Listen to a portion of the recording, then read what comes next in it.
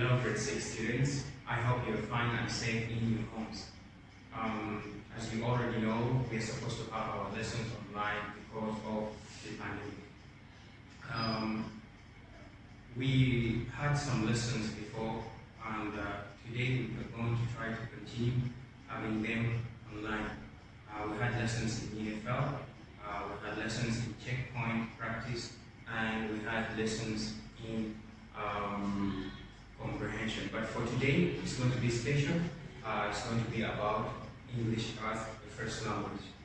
We already saw some topics in the EFL, like we looked at prologue and its meaning. We saw some examples, or we saw one example of a prologue, and from there we saw a story connected to the prologue. When we finished this story, we saw the meaning of mood.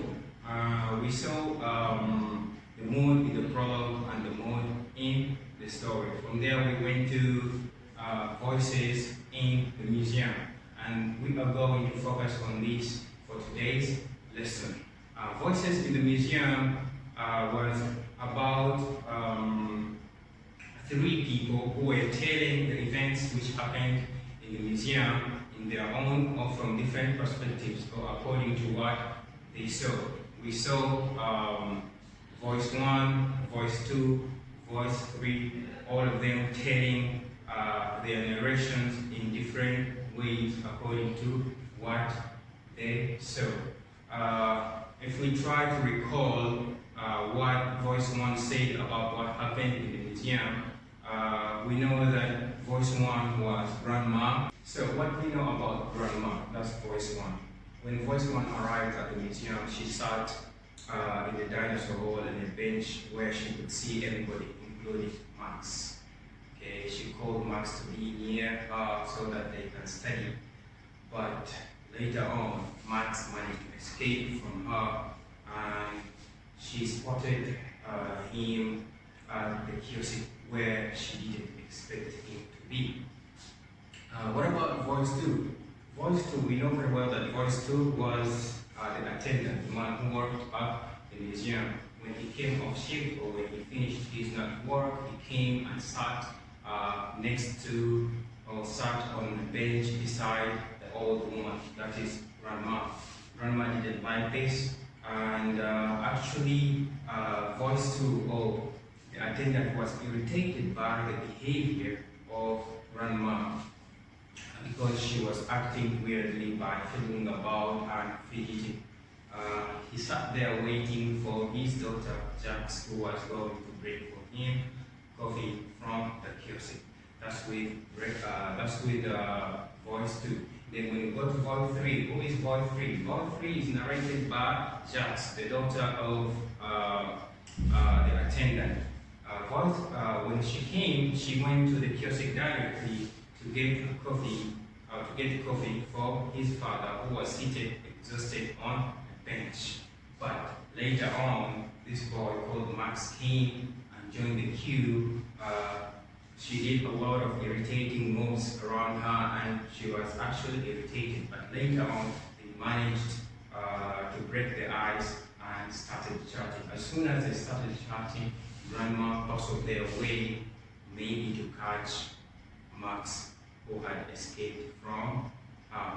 That is the quick review of the 3 voices. Our task today is to come up with voice 4. Remember, we've seen 3 voices, but these 3 voices were linked to someone, okay, or there's somebody else who was linked to all the 3 voices, and we all know him. This was Max. So our task here is to create a voice for Max, but we ourselves are going to be like Max. So what does it mean? It means that we are going to use the first person pronouns to tell the story of Max regarding what happened at the museum. But you have to put it in mind that before you start writing, okay, the events, you have to revise very well voices 1, voices 2, and voices 3, because from here, this is where you are going to get the story of Max. telling us what happened on that day. I'm going to help you open up the paragraph of maths or voice 4 as you see on the board here. We have voice 4 here. Remember that voice 4 saw everything that happened beginning from or starting from home to the museum until when we went to the kiosk, until the end of the story. So, in the opening paragraph that I've given you, Max starts narrating his story from home. It goes like this. It was the weekend educational outing. Again, I hate it. This time, we were going to the museum. Grandma put on her old-fashioned attire as usual. Attire means clothes. Attire means clothes. A heavy coat on such a burning day was very hot that day. Are you done? She yelled from her room. I was taking so long to dress up. When we arrived at the museum, we have ... So, I've given you the opening paragraph. This is the beginning of the second paragraph. What you're going to do is to continue the second paragraph narrating from the museum. But you can't do it unless you do what? Unless you know everything that happened or everything that was said by voices 1, voices 2, and voices 3. When you look well in paragraph 1, I've used this part where I say Grandma put on her old-fashioned attire as usual. This idea comes from voice 1 because voice 1 said that I usually dress smartly for my educational outing, and my coat is hot today. So from there, if I am writing as maths, then I can mention about Grandma's dressing and her putting on a coat on such a burning or such a hot day. So you too, your imagination is not going to come from your mind. It's going to come from the past voices you have seen.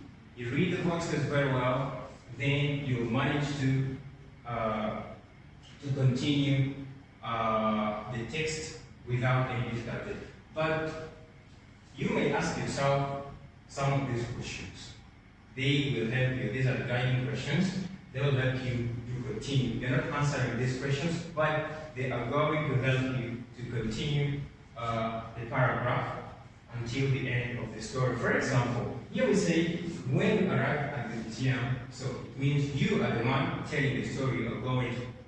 Okay? You are going to tell the story. But when you arrive at the museum, what did Grandma do? Then, what did you do? And then we have, whom did you meet? Remember, there's someone very important that you met at the museum somewhere. Then, why did you keep on looking? Sorry, here is written look. It's supposed to be looking.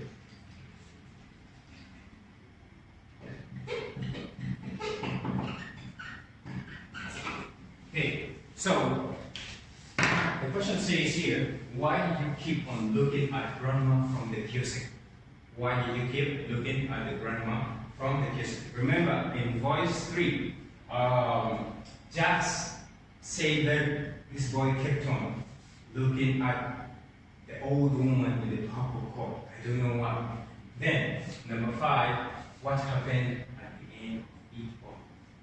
You are going to tell us what happened at the end of everything that was happening at the museum. So, I hope you find it easy for today's lesson. That's what we have. Hope to see you in the next lesson. Bye for now.